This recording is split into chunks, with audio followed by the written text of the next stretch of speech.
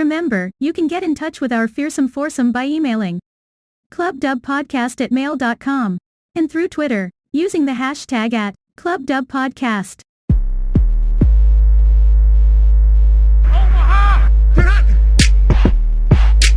Welcome to the Club Dub Football Podcast, where the only question is, does your team make it into the club?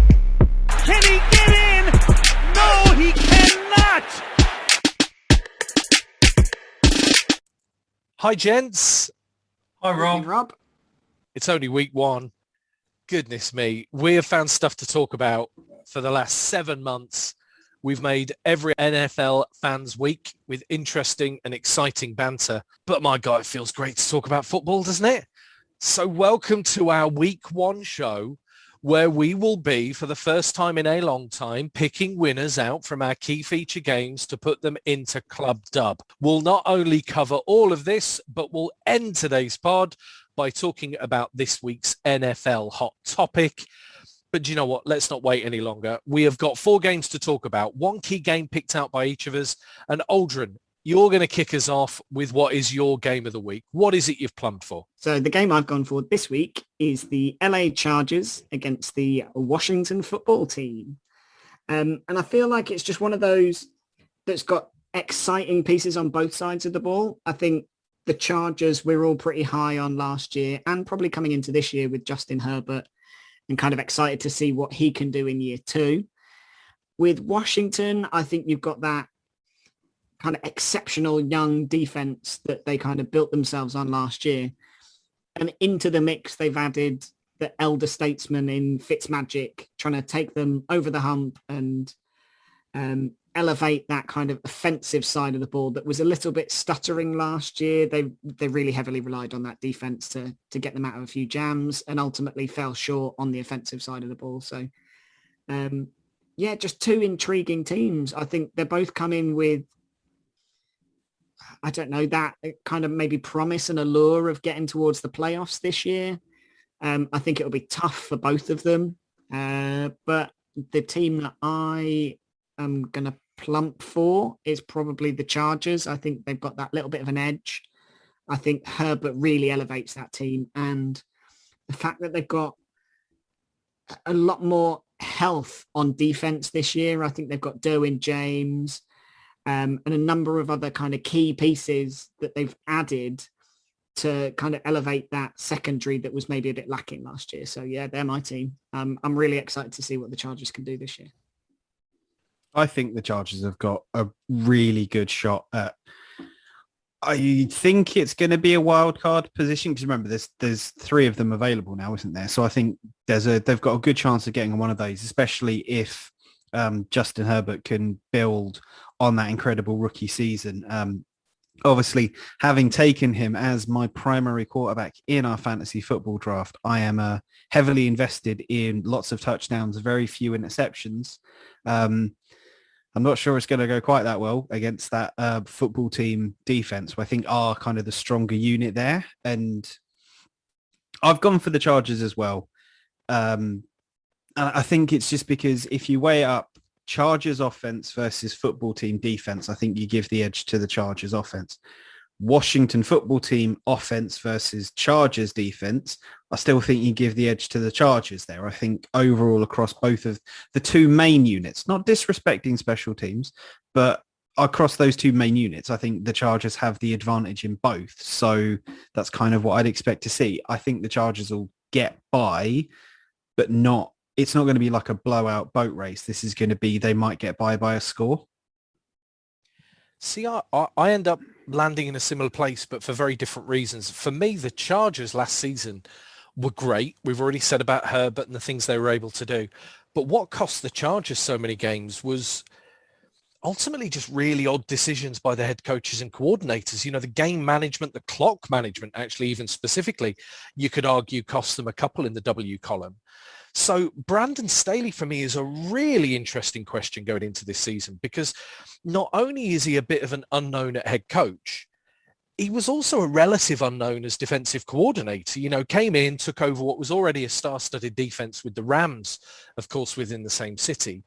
but has really, really built his stock incredibly quickly. And you just think, is he the answer? I mean, does he need to be a huge amount, ultimately better head coach to improve the way that they ultimately perform in games? And then the other thing is, if I then move on to Washington, I think it's been mentioned, but it's such a big thing.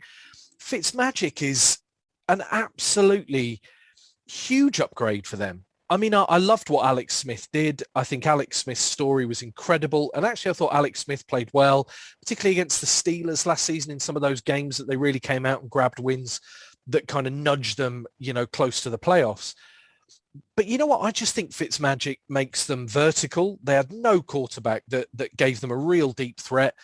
And you can just imagine that he'll also get a pretty fair crack of the whip. I mean, even when we've kind of enjoyed Fitzmagic at his bonkers best, he's always been a couple of series away from being pulled out in favor of somebody else. You remember him, being replaced in Tampa Bay. You remember similar things with Miami. He's never really absolutely had a football team to lead, arguably in his career, really. And I think those are the two interesting things. Staley against Fitzmagic for me.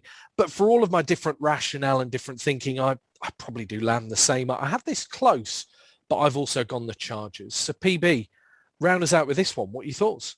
For me, I think it's going to be an interesting game. Like you've kind of all summarised, I think they're both improved teams, you would say, from last year. I think the Chargers had a good offense, a really good offense last year. Their defense was quite stifling at times, certainly against the pass, and that's without Derwin James. So Derwin James coming back from injury is going to be a big thing for them. I think they've probably upgraded their O-line. So Herbert is arguably going to have more time to throw as well and not have to sling it so much. But he's got to learn a new offense because they've got a new coach, a new offensive coordinator. So, it remains to be seen whether last year it just all clicked with the coordinator and the schemes that they had. And, he might take a little drop this year, or he just is that kind of, real top tier talent and is going to fly again this year. So I think on paper, you've got to say they've got a better team. When it comes to the football team, I'd agree with you. I think they've upgraded at quarterback. I think Fitzmagic, he's either got a highlight reel play in him or he'll throw an interception, but some of the stuff he can do is crazy. And I think you're right with some of the speedy receivers they've got, like McLaurin, for example. I think he'll be a real good thing for them. So for me, it's a toss-up. I think the football team have enough to win this one. I think they're probably going to do it. And I would love to see them make the playoffs this year. I know that's a conversation for another day or for a previous podcast, but I'd love to see the football team make the playoffs and Fitzmagic make it for the first time. But yeah, I'd go for Washington this one. The Herbert question's an interesting one because how often have we talked about the demise of young quarterbacks when there've been changes of head coach, and changes of system around them? The only thing that makes me feel different with Herbert is I seem to remember, I'm pretty sure his first game didn't Tyrod Taylor end up with like a punctured lung from an injection or something utterly bizarre? Yeah. And he came in with no notice, having not taken first team reps, and just absolutely lit it up. I mean, it's the only thing that maybe gives me more confidence in Herbert than others. I mean, it is a close one though, PB. You're not wrong. I mean, there are certainly strong arguments each way. But Aldrin, you were the guy who picked this as your game of the week, so you're the decision maker, and you are putting the Los Angeles Chargers into Club Dub.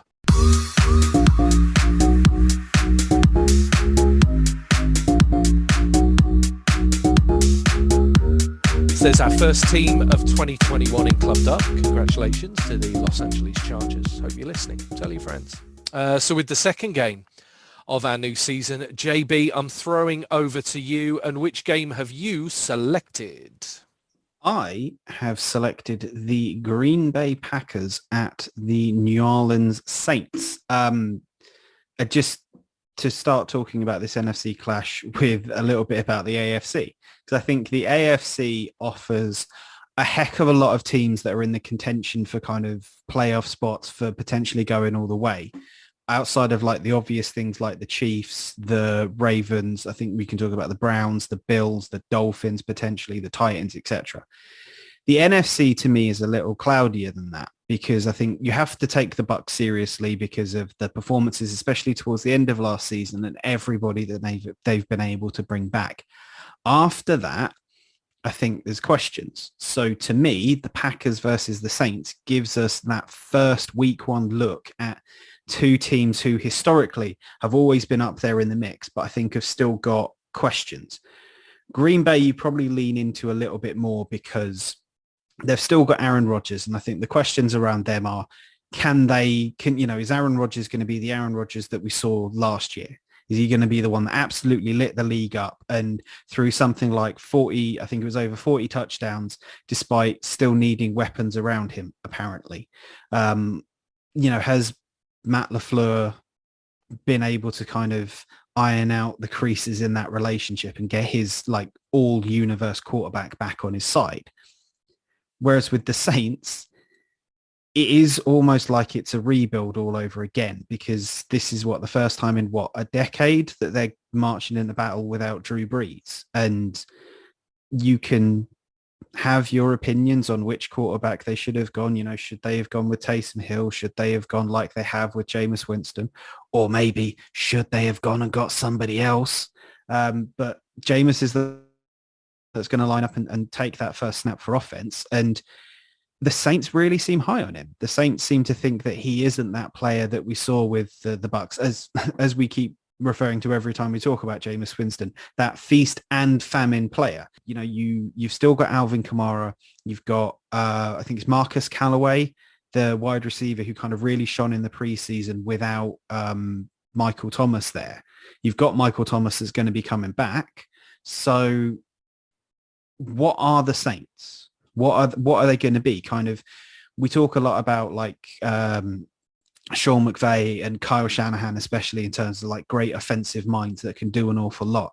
And I think sometimes we sell Sean Payton a little bit short because he does have an incredible mind for drawing up plays and getting the most out of a team.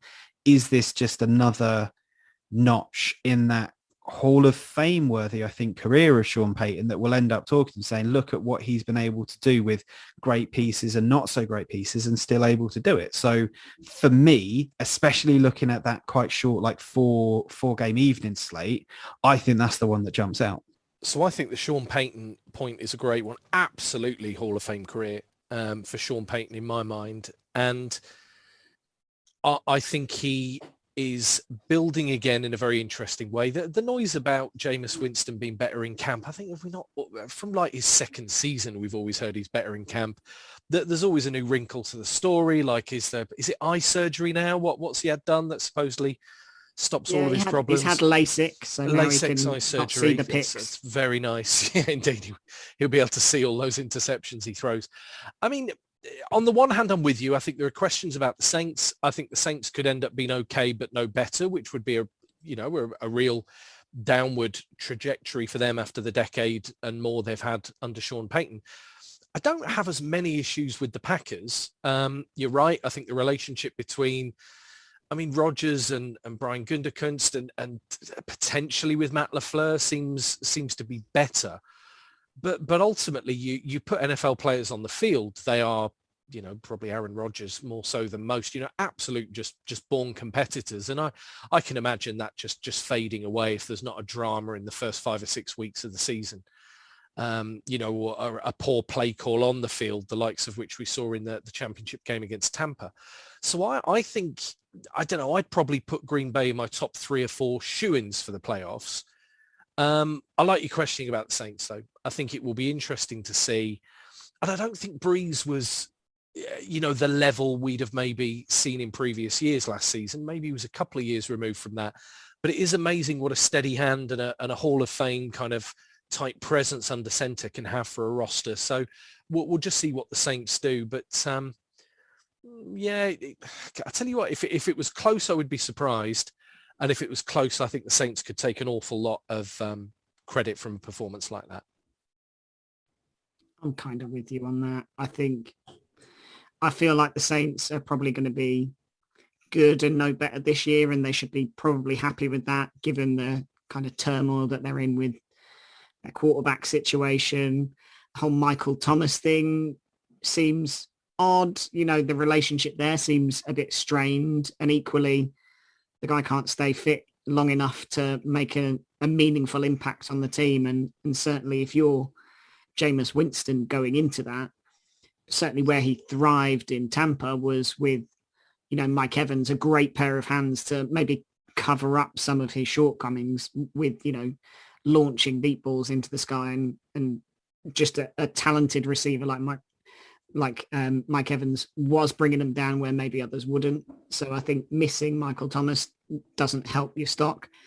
I think if Callaway is your best wide receiver going into the season, you're looking short on receivers. And I think they're going to lean heavily on Alvin Kamara, which let's hope they do, because I've got him in fantasy. But yeah, Green Bay, I don't really see as much drama as there was last year. I certainly feel like it's a positive season for Rodgers in the sense that I feel like he's moved on from it enough now to kind of want to go all in and show Green Bay exactly why he is the player that he is and why they should have backed him sooner and this, that, and the other. I think he's also got no excuses, I guess, really. And not that he needs them, but, they've added Cobb, haven't they? The guy that he wanted to get and, said was going to make an impact and this, that, and the other. But ultimately, I just think they're a really strong team. They've got great receivers, good running backs, great players on defense. I'm with Rob. I can't see it being close. I think it'll be almost a blowout. I don't know. It's tough to say, isn't it? I think the points you've made about Winston are right in that he had an amazing, if you look back at his 30-30 season, 2 seasons ago now at Tampa, he had an amazing receiving cast, Evans, Godwin, some of the smaller guys like Perryman stepped up. But then some of those interceptions, as much as you say, Winston threw 30 picks, I can remember some of those interceptions where, Howard kind of tried to half catch one behind his back and it bounced off him and went straight into the defensive back's hands. So you can't put them all on him. Some of it was bad hands by the guy he's throwing to. But the flip side of that point is he did have such a good receiving core around him. What's he going to be like with a scarce receiving core now in at the Saints, where with Thomas out, you'd say they haven't really got any stars. I mean, it sounds like Callaway, he's got some good chemistry with in camp, but I think I don't think it's going to be horrible.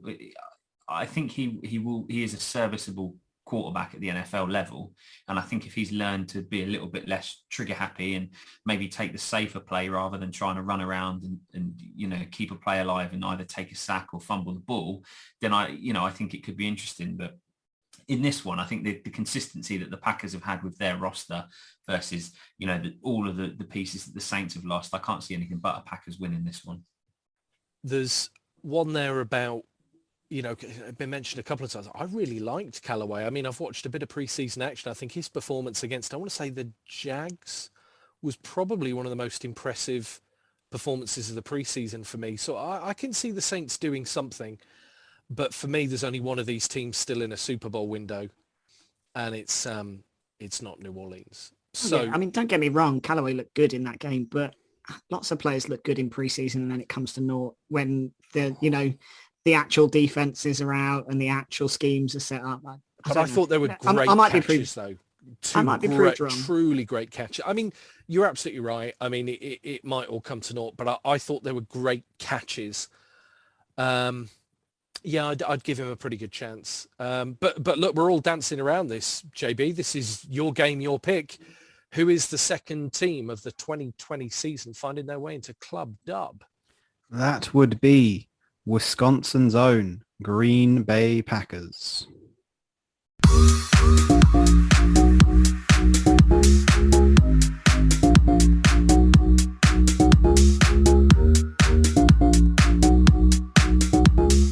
Almost without question.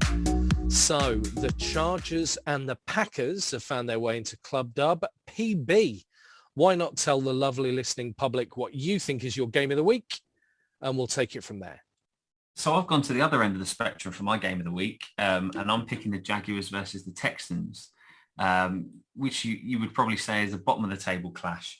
Jags obviously had the number one pick this year, picked Trevor Lawrence, which everybody knew going into the draft was going to happen. And the future probably looks a lot rosier and a lot brighter for them than it did at this time last year.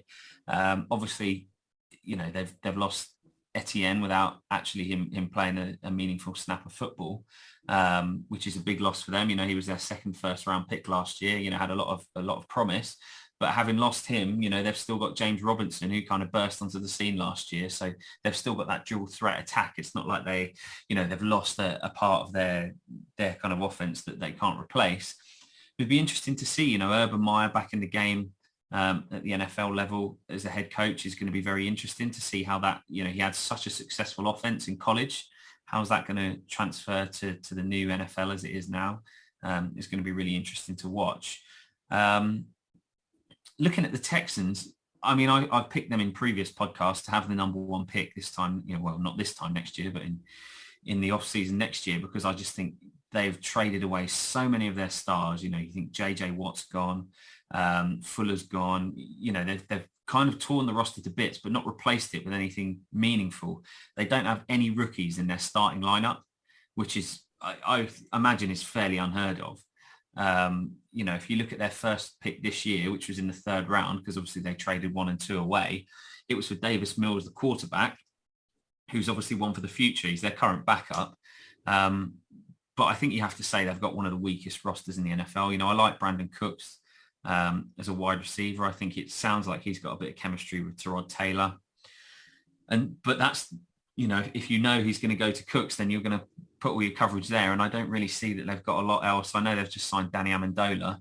I don't think they've got a lot else there. They've got a running back by committee. I quite like Philip Lindsay. I think he was maybe stunted a little in Denver, and it's going to be interesting to see how that plays out. But then how does that fit with Mark Ingram as well? And David Johnson is obviously still there as well. So I don't think they have one star running back, but then that worked with the Bucs last year.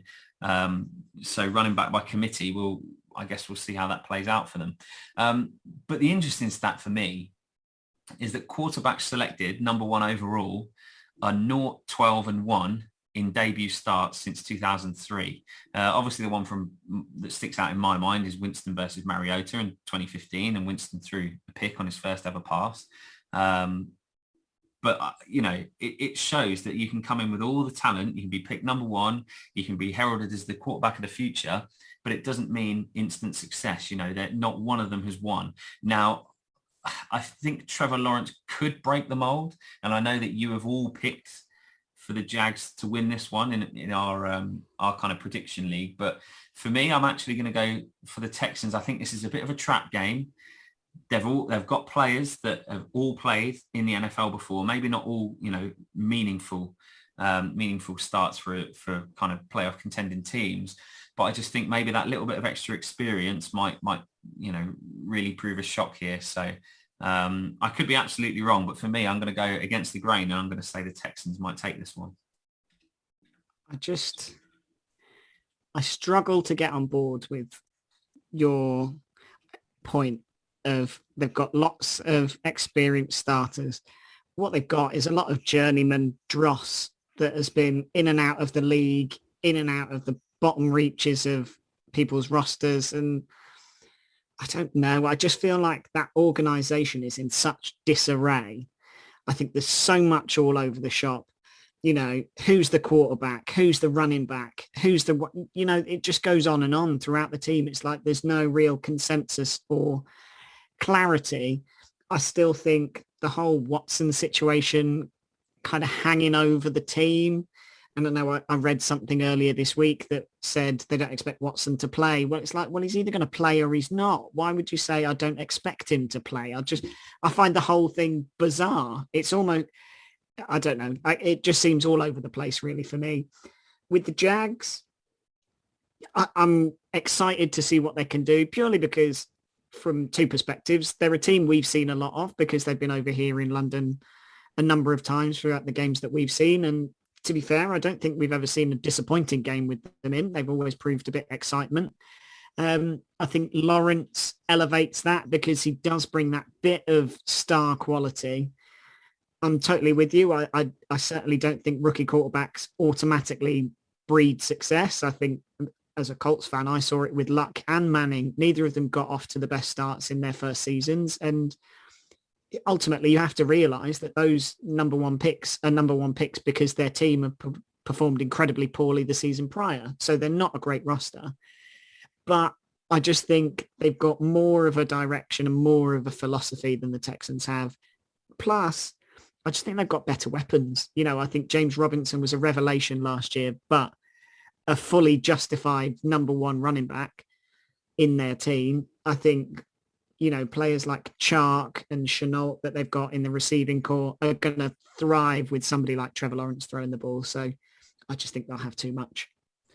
I think direction is the key word in what you've talked about there, because the direction for the Jacksonville Jaguars is kind of, it's first year coach Urban Meyer. It's getting in Trevor Lawrence, pairing him with Etienne. Yes, we won't be able to see him this season, but you can see what they're trying to achieve, what they're trying to do. They're trying to give Lawrence players that he's comfortable with to try and make the best out of him. Like we keep talking about a lot of times with really good head coaches and really good setups. Accentuate the positives, hide the negatives. You can see what the Jags are trying to do there. You cannot see what the Texans are doing because I firmly believe the Texans haven't got a clue what they're doing. And this is almost laughable when you consider that they sort of got rid of Bill O'Brien, who'd kind of put himself in charge as GM. He put himself in charge as head coach. It was going to be his vision. They binned that Bill O'Brien vision off for nothing. And yes, some of that is to do with the Deshaun Watson situation, and they don't know what's going on with him. However, what they do know is Deshaun Watson has said, I will never play another down for the Texans. So just move on without him. Just suspend him or do whatever you need to do, but actually build a football team. I think, was it the Texans were the last people to bring a head coach in? And out of all of the possibilities that you could go for, they went with, was it David Culley, who I don't think anybody had on their scorecards whatsoever. And it doesn't make any sense to me. Like, I don't know what they're trying to achieve. You've got Nick Cicero, who's bringing in like Danny Amendola as like, he's a Patriot. I knew him from when we were successful at the Patriots, 5 years ago? Yeah, that's probably true. And I almost feel like annoyed, like the Texans as a team frustrate and irritate me by just how absolutely clueless and mediocre they're going to be. But then admittedly, I would be more excited about this game as well if the Jags had retained a certain alliterative tight end and we were going to potentially have Tim Tebow touchdowns. Well, here's the thing. I've already mentioned that I would have loved to have seen Tebow play on an NFL field again. The only thing with the Texans, and I don't want to defend the Texans, is the Deshaun Watson thing, I'll never play for the Texans again, is a little bit rich. I mean, I think he, is in a position where I firmly believe he's one of the best 5 quarterbacks in the NFL. But I think he needs to focus on just playing somewhere. This is a career that could very quickly unravel. And also, to be fair to David Culley, and I am thinking Culley, I do think the front office is a mess. Once Bill O'Brien had given away all those picks, once Bill O'Brien had done what he'd done, there wasn't really a huge opportunity to turn the tide, I don't think, this offseason. I think Philip Lindsay is a good pickup. I think Mark Ingram probably less of a good pickup, but I don't think the Texans are the only people to put too much stock in an aging running back. I just think this season was always going to be difficult for the Texans, regardless of, they could have got in Jimmy Johnson for all I care, and I don't think things would look massively different. It's a tough one because I think, yes, we've seen first, number one overall pick quarterbacks go in and not have instant success. This feels like probably the best opportunity for a number one overall pick to go in and have instant success. And this could be the kind of game that gets him rolling. But the Texans, you know what? The Texans weren't embarrassed last season. Admittedly, they had Deshaun Watson keeping him in games, but they won a few games last year and did some interesting things.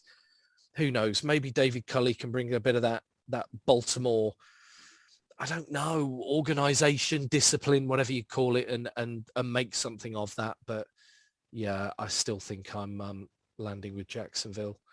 So PB, put a bow on it for us. Please confirm, well, actually reconfirm the team you would like to put into Club Dub, please. Yeah, so for me, I think you all make absolutely great points. I genuinely do think the Jaguars have got a lot more optimism, a lot more excitement. I think the Texans, the off-season has been a bit of a circus, you know, and continues to be with the Deshaun Watson situation. But for me, I just, see it as a little bit of a potential trap game. And I'm going to stick my neck out and go against the grain and say Texans are going to take this one.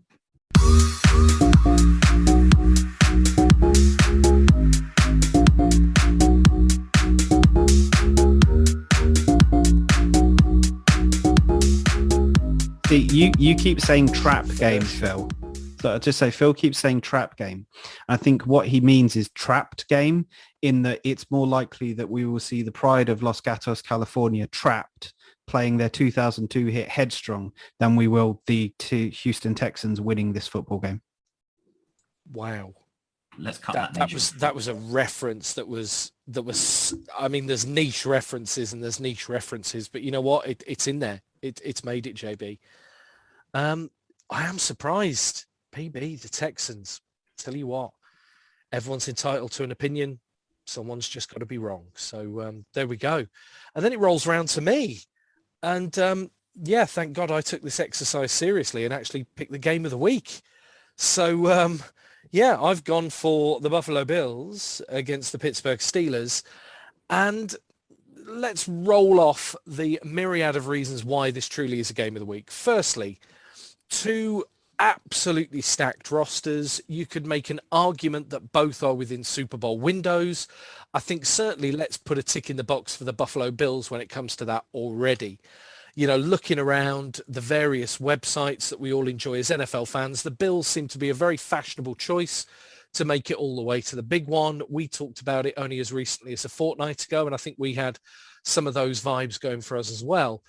But the reason I think this is such an exciting game of the week is because the Steelers have got to show something here. You know, the Steelers went from, I want to say, being 11-1 going into December to really having a season that fell apart. And whatever you might call it, you know, whether it was people just worked out that kind of dink and dunk and power and style they'd adopted, whether they started to challenge Roethlisberger, I don't know quite what it was.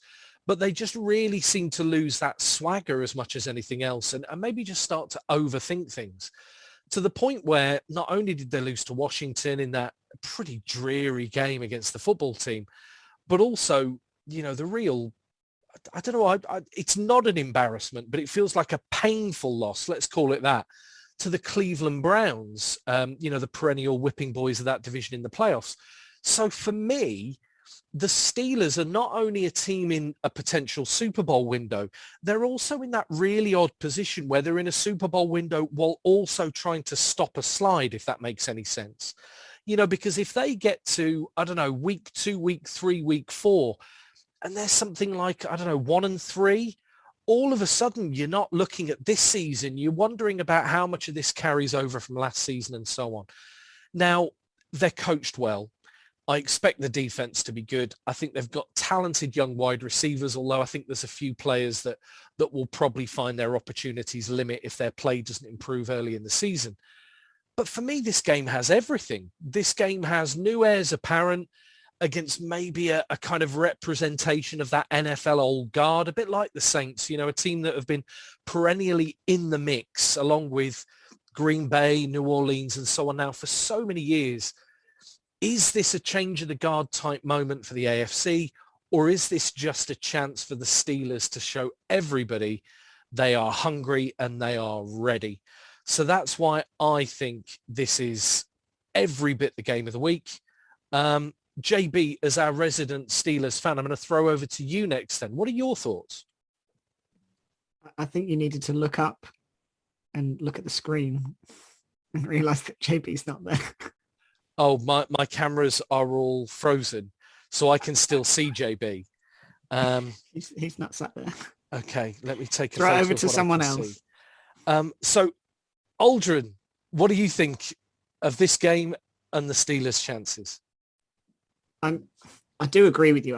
I must admit it is the game of the week, isn't it? It's the two probably most likely playoff bound teams that you would normally pick. You know, if you went into it based on last year, certainly I think the Steelers looked brilliant to a point and then kind of faded away. And the Bills just looked like they were on a mission and kind of playoff bound. Now, I do think that you've kind of got this, I don't know, this year feels like the last ride for Ben Roethlisberger, and I feel like he's got enough weapons around him to be dangerous. I'm not expecting him to be throwing 60, 70-yard bombs, but he's got enough receivers in and around there. I know you kind of might say much maligned Juju Smith-Schuster for his TikToks and kind of detraction away from what is his actual job. But, you know, he's a really talented receiver, as is Chase Claypool, and they've got a couple of other weapons in and around there. The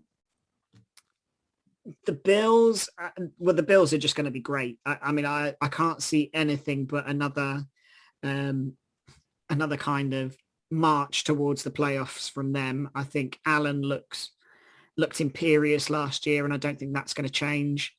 And they've just got so much talent, and they're very well coached team. So I really think they're on for it. But I don't know. I really feel this is quite tough to pick. I think the Steelers will be really difficult. That defense is fierce still, and they've added really good weapons as well. So I don't think they're going to take a step back. But I don't know. I feel like the Bills are just too good an offensive unit, and maybe Ben struggles a little bit, and it's an untimely decline that you don't want to see from what is surely a Hall of Fame quarterback. But I think the Bills edge it just about. Oh God, Roethlisberger's a first ballot. Yeah, I mean he's an absolute shoo-in. PB, it feels like we've got a split so far, but how do you see this one going? I mean, this is a tough game, isn't it? If the Steelers start off like the Steelers of the start of last year, then they've got a great shout. But if they start as the Steelers towards the end of last year, then I think the Bills will blow them away. I think it's tough. The Steelers O-line has got worse from where they were last year.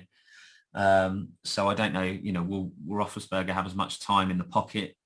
And, that remains to be seen. But he's got some great weapons to throw to. I think they've got a great wide receiver triple threat, which is going to be interesting. I think that will get used a lot, and teams are going to struggle to cover all three of them. The running side of the game is going to be quite interesting with the rookie Najee Harris. I think it looks promising for them, and he looks like he's going to have a great effect. But with rookies, you just don't know until the real action starts, do you? And I think behind a weaker O-line, it's going to be tough.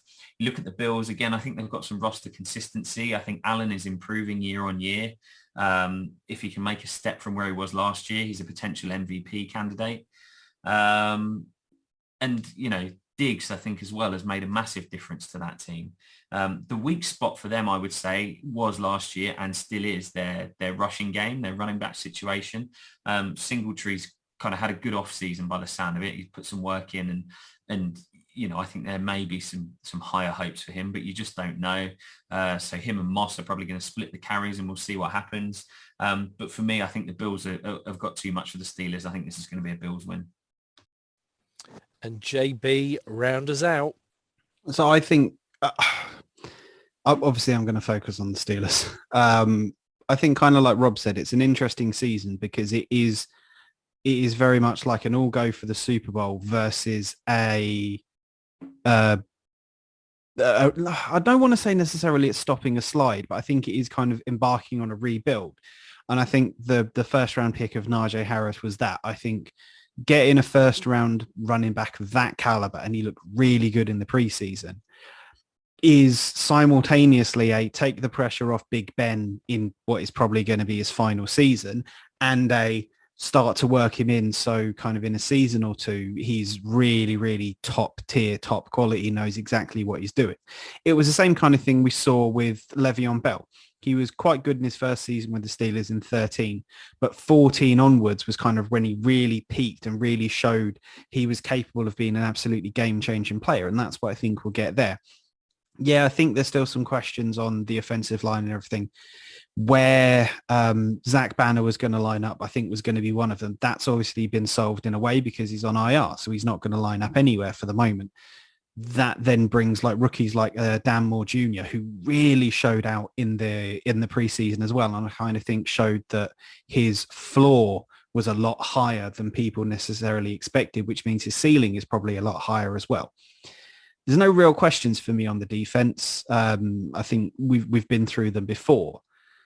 Do they have enough to quiet those Buffalo Bills, though? And that, I think, is going to be the key to watch in that game. I think it is, can Josh Allen continue not only to I suppose, not to prove that last year wasn't an aberration, but prove that he is capable of going even further than that. And if he can go even further than that, and if he can continue to raise his game, oh boy, that's scary. That's scary for every other team that isn't the Chiefs, potentially. I think, the Bills, to me, haven't made that many big splashes in anything. What they've done is quietly just carried on building the team in kind of Sean McDermott's image. And that's a team of really hard-nosed, really talented football players who, you might take them down, but they'll give you just as much as you can take just before. So it's going to be a really interesting game. And yeah, I absolutely go with Rob as it one of the games of the week. So it feels like I'm making a call similar to the call I made last year when I picked the Browns to beat the Steelers in the playoffs. I think we've got two good teams here. I'm just going to edge it towards the Steelers because I think they need it more. I think the Steelers need to get out of the blocks and to kind of shake off the cobwebs and really shake off that whole kind of narrative from the end of last season. I think they want it more. I think they're mean and nasty and hungry. I think they'll get it. So our fourth team of four to go into Club Dub this week, for all of our listenership out there, is going to be the Pittsburgh Steelers.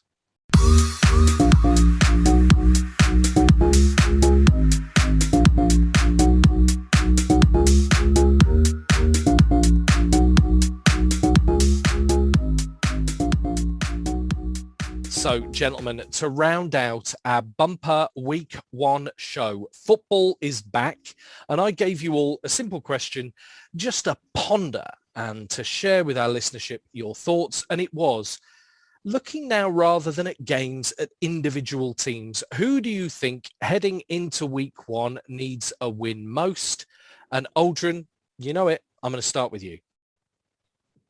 For me, I feel like the Giants are the team that really need to get going and get themselves on the right path. I think it's a massive year for Danny Dimes. I feel like the organization has put enough players around him now to kind of say, look, we may acknowledge you maybe didn't have the weapons around you. Last year, certainly, I don't think they had any receivers. They had no running backs. And it was a tough year, but I think now you've got Saquon Barkley back, you've got Golladay, they've added a number of other weapons, and I feel like this is really the year that they've got to kick on. I feel like that defense is maybe a little bit underrated. I feel like they've got some good players on that unit and they can keep games close, but they are still reliant on that offense kind of turning up, which they didn't really do a heck of a lot last year. So the Giants, for me, just feel like a team that really needs to win early, or there's all of these questions about where they go at quarterback and whether they give Saquon another deal and all this kind of stuff that just starts to snowball and put that organization in disarray. So, yeah, the Giants, for me, need a win early. So the Giants are the first team walking up to Club Dub and finding that there's an outstretched arm from our bouncer. So the Giants are the first question mark. PB, who do you think is your team that desperately needs a week one win? It's a tough one because there's probably a few teams, but for me, I think probably the Jets. I think the Jets have stunk the place out season after season after season. And I think they've now got a little bit of optimism with a coach who's coming quite highly rated. They obviously had their pick of quarterback, behind Trevor Lawrence. They've, a great quarterback class this year, and they've picked that Zach Wilson is their guy. So I think they need to come out and really win and kind of look good and look strong, because if they don't, then, you don't want to get that negative energy and all those whispers kind of start coming again, thinking, oh, should we have taken Mac Jones? Should we have taken Trey Lance? Should we have taken Justin Fields? And that can quickly, spiral and spiral and spiral until, Wilson then at the end of the year is almost gone, purely because of how the season's turned out. So I think if you get off to a good start, then your season can have an entirely different outlook. I mean, if you look at their divisional rivals, the Patriots and the Dolphins are playing each other. So one of those is going to get an L. And we've talked about the Bills having a tough game against the Steelers. So if the Steelers are able to beat the Bills, a win from the Jets sets them up, in a good start for the division as well. Now, I don't think they're a playoff team. I think we've covered that before, but you never know. If you get off to a start and start rolling, then who knows what can happen. But for me, I think, if the Jets get off to a good start, it's going to bode, a lot better for them than it has done the last few years. JB, who are you plumping for? I think it's the Eagles, because the Eagles need to fly Eagles fly on the road to victory and not fly Eagles fly directly into traffic. It's a big season, and one I think that we potentially on this podcast haven't really talked enough about, because sort of in the space of an off season, they got rid of their Super Bowl winning head coach. They got rid of their MVP form showing starting quarterback to the Colts, and have kind of, not really done an incredible amount. We talked last week about the trade for Gardner Minshew kind of to back him up. There's been talk of potentially the Eagles being the landing spot for whatever happens with Deshaun Watson. And I think they absolutely need to quiet down all of those questions and all of that noise and prove that actually they're a winning football team. Not just because I think obviously every team needs to show they're a winning football team and needs to do well, but especially because I think outside of New York City and maybe Dallas, Texas, there are fewer places that it is worse to be a bad football team in than Philadelphia, Pennsylvania.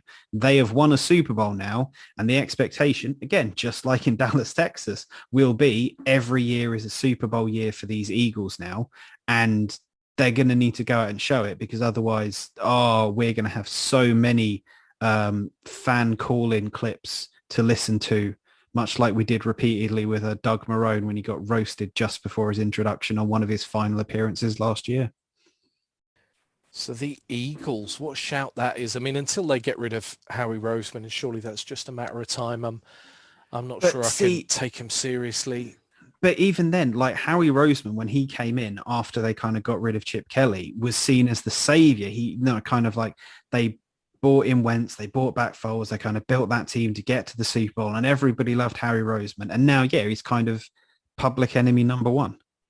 What's that line from The Dark Knight? You either live long enough to die as a hero or long enough to see yourself become the villain or something like that. It kind of feels like that's Howie Roseman right now.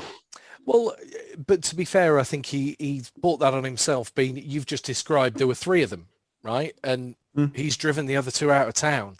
So you kind of feel like, you in sporting terms, at least, you live and die by decisions and how he's made decisions. You have to as a GM. I'm just not convinced they're the right ones. Although I'll say it again, I think the Gardner Minshew pickup actually is a brilliant pickup.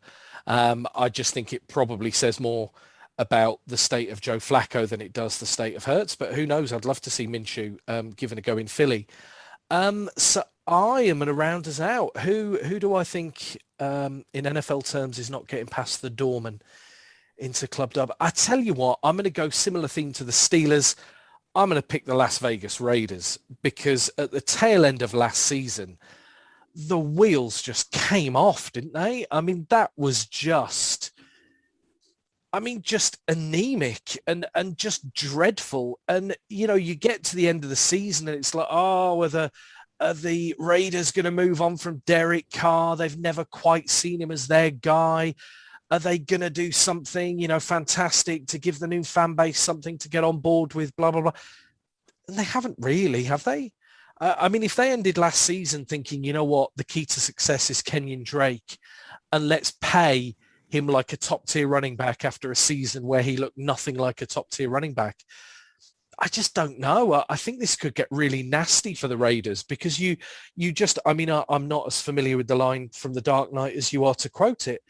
But I mean, when they brought John Gruden back, he was absolutely in that hero mold, right? I mean, quite how, I'm not sure. I mean, he ultimately left the Raiders and then with his new team beat them in a Super Bowl. But I kind of get why there's still some goodwill, I suppose, from the Davis family. But if this doesn't start well, right, Raiders go 0-2, 0-3, I mean, jobs have been lost, aren't they? I think that's probably, you know, there are a number of teams that could turn pretty ugly pretty quickly. I don't think there are any that could turn uglier or quicker than the Raiders if things don't go well. So I think for me, the team that needs the win most in week one is definitely Las Vegas. I just sadly don't necessarily see them coming away with it. But being a child of the 80s and somebody who grew up watching, you know, the Marcus Allens of this world, you know, playing football in the silver and black, you know, I'd love the Raiders to be better. I just can't see it. So 4 teams in Club Dub, 4 teams left outside at the door. God, it feels good to be talking about real football, doesn't it? We're recording this on a Thursday. That means by the time many of our listeners are listening, you will have already enjoyed the NFL kickoff on Thursday night. And to finish off our show, which has been utterly stellar, quick round the room. I'm going to start with you, PB, because of course it involves the Bucks. Who do you see as winning tonight? And give us a score. I hope the Bucks win tonight, or my 1 a.m. wake up to watch the game is going to be wasted. But yeah, I think it's got to be the Bucks tonight. Having seen the Cowboys on Hard Knocks, I don't think there's enough there to trouble us. But they've got a great receiving core, and if the defense gets its act together, you never know. So I'm going to plump for the Bucks, and I'm going to outlandishly go 36-9. Wow. No, 36-10. Oh, wow. I'm so glad you corrected that. Yeah, it was me thinking you'd gone for a blowout. But yeah, well, I thought you were going 3 field goals. I was like, that is ambitious. Right. So 30 what? 10? 36-10. 36-10. I need these scores because obviously there's a kind of competitive element to this. I'll sum up in a moment. And these picks and the scores may well end up being a tiebreak. JB, who do you see? Bucks against Cowboys? Bucks 30, Cowboys 21. Okay, closer, but God, 2 for the Bucks. Aldrin, who are you going for? I'm unsurprisingly going for the Bucks. I think Bucks 34, Cowboys 27, something like that. Wow, that'd be a cracking. I think it'd be a really good game. Yeah. I'm going to go Cowboys 24-20. I don't know, just because. Not really sure I've got an argument for it, but why not mix it up a bit? So the competitive element is obviously throughout the season. You can follow us on social media, everybody, and join in yourselves. We're going to be picking game winners for every game within the NFL slate each week. On the pod, you'll hear us talk about our individual games of the week, but whoever predicts the most games right each week gets to pick the exit music for our pod the following week. This exciting musical addition to our pod is also because as of next week, our pod will be moving to a new home on Spotify. So if you listen to us anywhere else, be sure to check us out on Spotify or any of its affiliate platforms. And do you know what, guys? It was brilliant for all the things it had and all the things, as those of us behind the scenes know, that it didn't have. I think we've delivered another gem. But we leave this pod safe in the knowledge it'll be better next week, right, guys?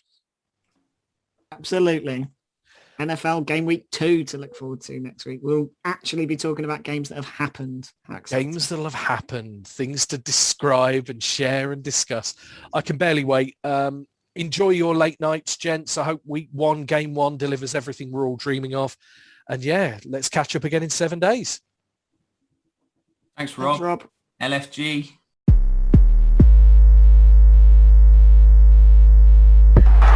This is amazing. Remember to subscribe and be cool. Tell your friends. The game is over. The game is over. The San Diego Chargers against the Washington football team. You got Washington right. I think the Chargers are in LA Los Angeles Chargers. now, but Sorry, yeah, I'll you go. know. Let me do that again. Cut So that, I've yeah, got- restart. So I've gone for the LA Chargers against the Washington football team this week. Wait, you got it right that time. Great. Good work. Right, Aldrin, start again. Go for it. So the game that I've gone for this week is the No! Come on, I do want to go to bed. Phil, we've been waiting for you. I know. The bedtime is of your own making. Right. Aldrin, Okay. third time's the charm. Right, silence.